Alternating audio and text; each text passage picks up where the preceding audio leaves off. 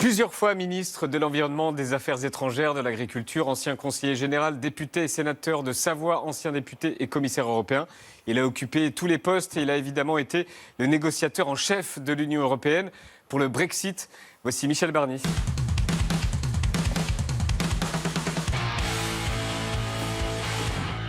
Bonsoir, bienvenue. Est-ce que vous voulez un peu de gel? Bienvenue. Ça va? Je vous en prie. Très bien, merci. Bonsoir Michel Barnier, bienvenue sur le plateau de Quotidien. Voici une partie de l'équipe. Ça fait un moment qu'on vous court après. On est donc heureux de vous avoir ce soir, moi particulièrement parce que vous avez été un élu de la Savoie. Ensuite parce que vous êtes une des figures importantes de la politique française et européenne. Vous publiez ce livre, La Grande Illusion, journal secret du Brexit 2016-2020. C'est chez Gallimard, 1600 jours de pourparlers et de négociations, de blocages, de retournements, de situations d'attaque, d'enfumage aussi, de coups fourrés. Ma première question, comment est-ce que vous avez réussi à garder votre calme? Et si vous ne l'avez pas gardé, à quel moment vous l'avez perdu?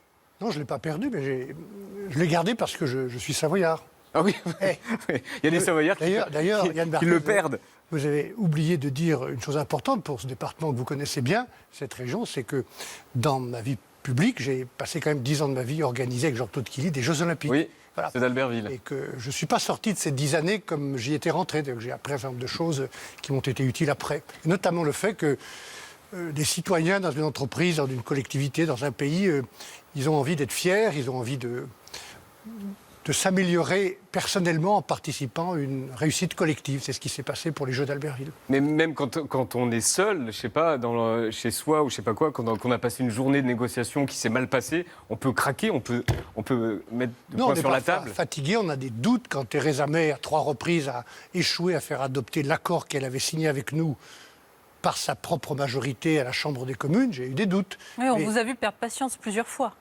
Ah bon, vous m'avez vu perdre patience? Oui. Ah bon? Ouais. Moi, je n'ai pas ce souvenir d'avoir perdu patience. J'étais très patient. C'était School of Patience, c'est-à-dire une école de patience, le Brexit. Hein. Voilà.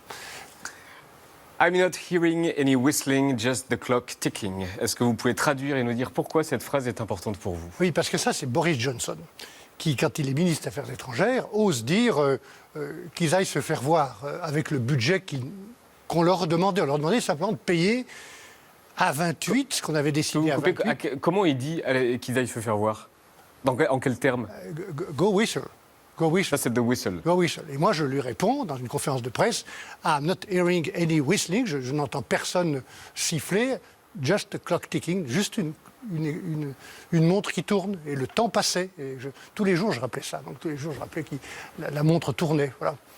On écoute la phrase, vous la prononcez le 12 juillet 2017. I'm not hearing any whistling, just the clock ticking. Voilà. Et là, vous parlez en conf de presse, mais est-ce que vous parlez aussi au téléphone en version privée? Avec Johnson, je lui ai parlé 1 ou 2 fois dans le bureau de Jean-Claude Juncker. On s'est vu plusieurs fois. La dernière fois que je l'ai vu, il y avait une campagne de presse contre moi, j'en ai eu beaucoup, hein, des tabloïds notamment, une campagne qui m'a accusé d'être le patient zéro, d'avoir communiqué le Covid que j'avais eu en mars l'année dernière et que les Britanniques ont eu quelques temps après. Oui, ils ont tout fait. Hein, il m'accueille au 10 Downing Street et il me dit alors j'ai vu que tu nous avais refilé le Covid, hein, en souriant, parce que même si on ne doit pas rire de ça, je pense. Je lui dis oui, c'est peut-être le contraire, donc voilà. C'est quoi pour nous, c'est un mystère, cette personne. On le voit. Ici, pour vous, c'est qui? On m'a dit qu'il allait chez le coiffeur, d'ailleurs, régulièrement. Oui, on a des doutes, parfois. C'est un personnage, je dis baroque dans mon livre, oui. Très pragmatique, comme on dit, hein, en politique. Ça, c'est un peu de la langue de bois. Hein, c'est-à-dire qu'il a dit des choses différentes selon les périodes. Il est très pragmatique, très, très intelligent, très cordial, il est très chaleureux, un peu... il pousse beaucoup les... Il ne faut pas le prendre pour un idiot, quoi. Non, il ne faut surtout pas le sous-estimer. Voilà. Honnête? Est-ce que je peux dire ça? Oui, je n'ai pas de raison de dire le contraire, franchement. Je ne vais pas juger les gens sur des choses que je ne connais pas. Mais oui, je pense qu'il est honnête. Et ceux qui le comparent à Trump, souvent on a dit ça dans les médias. Oui, parce que c'est le même type de populisme. Vraiment? Oui, je pense que c'est... On a vu la campagne qu'il a faite, d'ailleurs avec des mensonges, pour gagner le Brexit.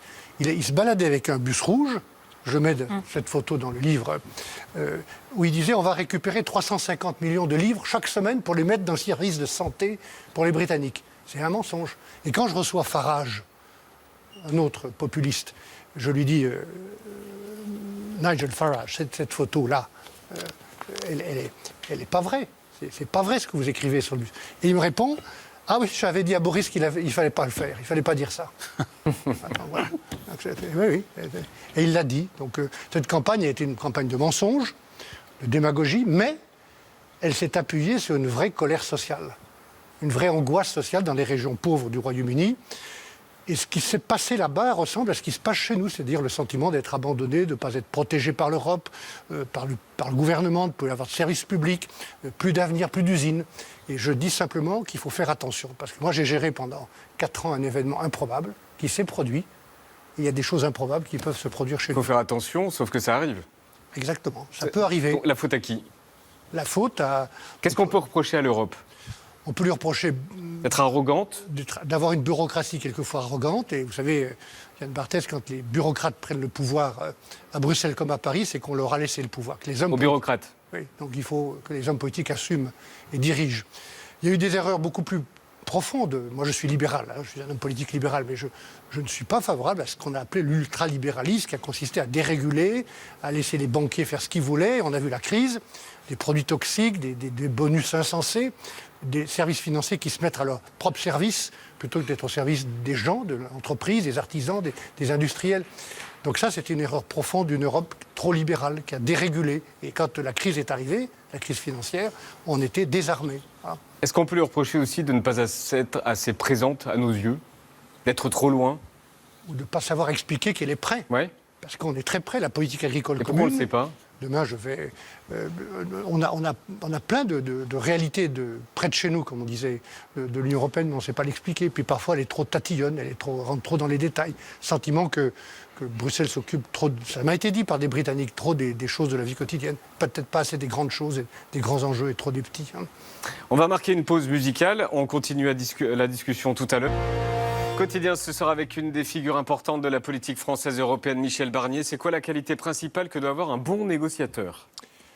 De respecter ce qu'il a en face de lui, et puis de savoir qu'il y a des lignes rouges et qu'il ne les dépassera pas. Donc d'être patient, on le disait tout à l'heure, ouais. Et de ne jamais bouger de sa ligne. Donc, j'ai jamais bougé de ma ligne qui était de défendre les intérêts européens. C'est les Britanniques qui sont partis, c'est pas nous qui les avons quittés. Donc, il n'y a aucune raison qu'on paye les conséquences, nous, Européens, de leur départ. Et comment on dit à quelqu'un qui dépasse la ligne? Stop. C'est tout? Oui. Comment on dit à quelqu'un qui dépasse la ligne? Comment on peut taper sur les doigts? Ah non, on lui dit non. Est-ce qu'il y a des techniques, genre on s'en va, on quitte la pièce? Est-ce qu'il y a des choses comme ça, des Non, il y a eu ficelles? des moments où on a interrompu ou raccourci des réunions, où on n'avait plus rien à se dire. Il y a plusieurs moments où on a constaté qu'on était en désaccord, y compris à Londres au mois de novembre. Là, j'ai pensé qu'on n'y arriverait pas. Puis je voyais bien les Britanniques qui tiraient. Il y a une sorte de guerre des nerfs que vous pouvez lire. Parce que je décris ce bouquin, je l'ai écrit en fait jour par jour pendant 4 ans. J'ai pris des notes. Et puis à la fin, j'avais 1200 pages, donc j'ai réduit à cela. Et j'ai ajouté beaucoup d'anecdotes aussi de ma vie personnelle, de ce que j'ai vécu avant. Hein, voilà. Je savais qu'ils avaient besoin d'un accord. Parce que le Brexit, en fait, a des raisons. Il faut les comprendre, il faut tirer les leçons. Mais ça pose tellement de problèmes, ça crée tellement de perturbations pour l'économie que Boris Johnson avait besoin d'un accord. Donc on a fait un accord, c'était intelligent de le faire et de penser à l'avenir aussi, mais pas jamais au détriment de nos valeurs et de ce qu'est l'Union européenne. Est-ce que c'est normal qu'on n'ait pas tout compris? Nous? Moi, je n'ai pas compris en fait ce qui s'est passé, vraiment.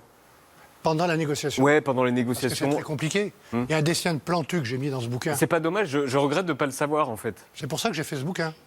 Parce que si Pour que vous je le lisez, comprenne. comme vous l'avez lu, j'invite ceux qui m'écoutent à le lire. C'est assez facile à lire d'ailleurs, c'est des petits chapitres qui se suivent.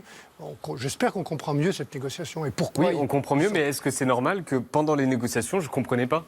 C'était trop compliqué. Parce que vous ne m'avez pas invité avant. Oh, si, ça c'est pas vrai, on n'a pas arrêté de vous inviter. Vous auriez invité plus tôt. Mais non, c'est très compliqué. Il y a un dessin de Plantu qui dit, on me voit, c'est la première fois que Plantu me caricaturait d'ailleurs à la une du Monde. Alors on me voit dans un coin et il y a quelqu'un qui dit, ah ça y est, j'ai compris, Barnier m'a... Alors si vous avez bien compris, c'est que Barnier s'est mal expliqué. Donc, donc en fait, c'était très compliqué parce qu'il y avait tellement de conséquences sociales humaines, les pêcheurs, les agriculteurs, les citoyens. Ceux qui m'écoutent, il y en a qui ont vécu au Royaume-Uni, il y a des Britanniques qui vivent chez nous, qui nous écoutent aussi. On a sécurisé les droits de 4,5 millions de personnes, les droits sociaux, les droits de résidence pour toutes ces personnes, leurs familles et la durée de leur vie. On a fait payer aux Britanniques ce qu'ils devaient, on a tenté de trouver un accord sur l'Irlande. En Irlande, ce n'est pas une question de commerce ou de marchandises, c'est une question de paix. Les femmes et les hommes. J'ai visité un jour l'Irlande du Nord et dans un petit village, j'ai rencontré une dizaine de femmes. Je vous jure qu'il y en avait plusieurs qui pleuraient en me disant il ne faut pas que ça recommence, on ne veut pas que ça recommence. Et donc on a essayé que ça ne recommence pas. Tout au long de ces 4 années et demie, j'ai cherché à comprendre les raisons qui ont poussé les plus de 17 millions de citoyens britanniques à voter contre l'Union européenne. Et alors ? Oui, Est-ce que vous avez compris ? Oui, je pense qu'il y a des raisons britanniques, une nostalgie de ce qu'a été le Royaume-Uni, très grand pays, Commonwealth, un empire. Il y a probablement des raisons moins belles de spéculateurs qui voulaient se séparer ou se débarrasser des règles européennes qui les contraignent, qui les obligent à de la transparence. Et puis il y a eu cette colère sociale dans beaucoup de régions où l'Europe a démontré qu'elle ne savait pas protéger les gens contre la mondialisation. La désindustrialisation. Alors, toutes les réponses ne sont pas à chercher à Bruxelles. Il faut être honnête. Il y en a qui doivent être trouvées à Paris, comme à Londres, dans les régions. Mais il y a beaucoup de réponses à trouver, de changements à faire à Bruxelles. Et l'Europe a retenu la leçon ? Je crois qu'on commence à la retenir. L'idée de l'identité nationale n'est plus un gros mot. L'idée de politique industrielle n'est plus un gros mot. On est moins naïf dans nos échanges commerciaux. On commence à investir ensemble, en empruntant ensemble. Donc je pense qu'on a compris qu'il fallait s'occuper des grands sujets et démontrer qu'être ensemble, si on ne veut pas que l'avenir de nos enfants se décide à Pékin ou à Washington, cet avenir-là, on doit le construire ensemble en partie, tout en respectant ce qui est très important, ce qui fait notre identité, notre langue. Il y a 24 langues en Europe, c'est pour ça que c'est compliqué. Maintenant, on va parler de quelqu'un d'intelligent, mais rarement dans le partage et dans la confiance, quelqu'un qui a une gestion trop solitaire du pouvoir et chez qui on ne voit pas toujours la frontière entre la solitude et l'arrogance. Est-ce que vous voyez de qui je parle ? Oui, j'ai dit ça du président de la République quand on m'interrogeait sur ce qu'il voulait séparer de lui. Et je pense que la gestion du pays, depuis quelques années, est trop solitaire. Et qu'on ne fait pas assez confiance aux gens. Moi, je pense que les citoyens, ils ont besoin d'être considérés. Ils ont raison de demander à être considérés, quels qu'ils soient, quelles que soient leurs idées. Et je pense que chaque citoyen est nécessaire. Voilà ce que je pense. Et donc, il faut mettre du collectif et il faut davantage travailler avec les syndicats, avec les élus locaux, qu'on a un peu oubliés dans la crise du Covid. Je pense que ce pays a besoin de ne plus être comme il est dos à dos, que les gens soient dos à dos, il faut qu'ils soient ensemble. Vous êtes un homme de droite, mais de quelle droite ? Je suis une droite de progrès, une droite républicaine. Je viens du gaullisme. Alors pour ceux qui m'écoutent, ça ne peut pas peut-être dire autant de choses que pour moi. Moi, je me suis engagé quand j'avais 15 ou 16 ans. J'étais au lycée Jean Moulin à Albertville pour De Gaulle, parce que c'était le contraire d'un politicien. Voilà. C'est quoi le contraire d'un politicien ? C'est quelqu'un qui regarde l'avenir de son pays, les grands enjeux, plus que sa propre... Un politicien, ça devrait faire ça aussi, non ? Oui, mais parfois, le souci de sa propre élection domine. Et moi, je pense que l'avenir du pays est plus important.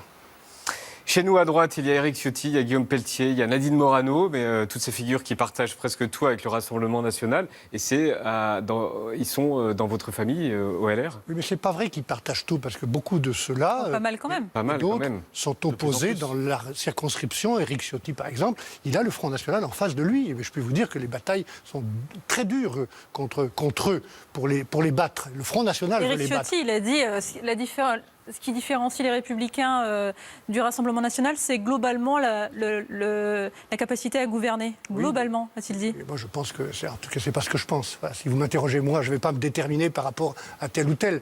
Le Front National, c'est l'extrême droite avec une histoire.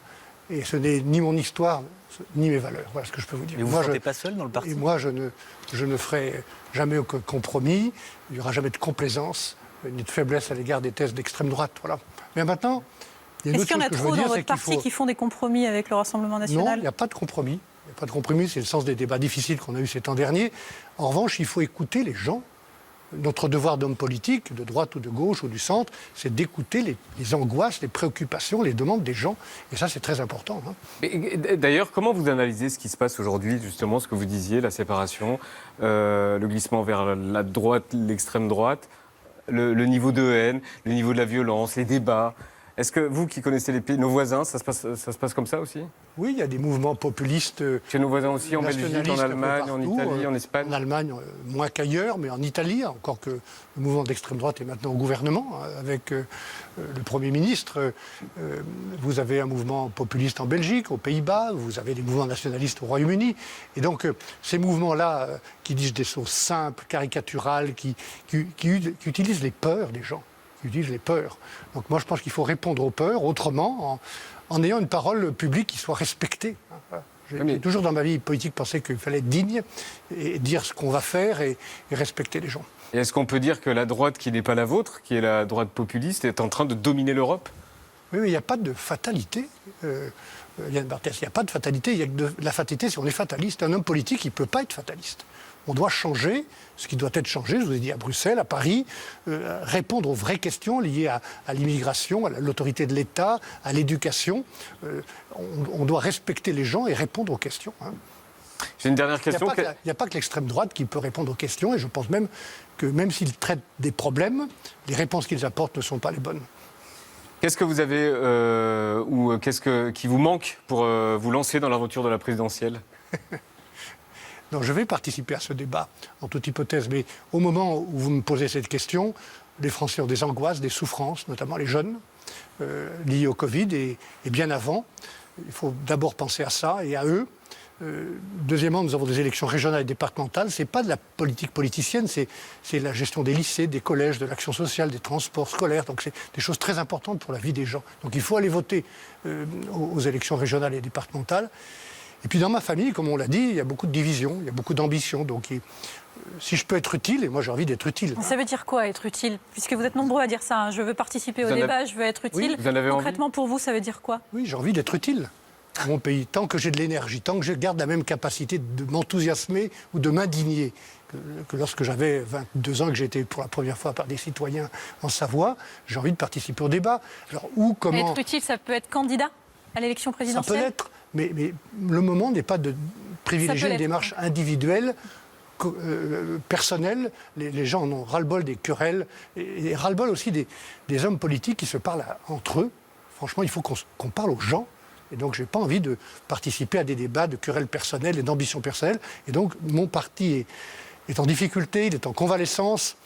Il y a des tas de talents autour de la table dans ce parti, hein, des gens que vous avez cités, que vous avez invités ici. On n'a pas réussi à faire de ces talents nombreux une force collective. Donc, je veux travailler cette force collective. Voilà ce que je veux faire. Merci Michel Barnier d'être venu sur le plateau de Quotidien. Si vous n'avez pas compris ce qui s'était passé pendant le Brexit, pendant les négociations, allez voir ce livre, achetez ce livre. C'est La Grande Illusion, journal secret du Brexit 2016-2020. Et c'est chez Gallimard. Après, vous comprendrez tout. Merci beaucoup Michel Barnier d'être venu sur le plateau de Quotidien.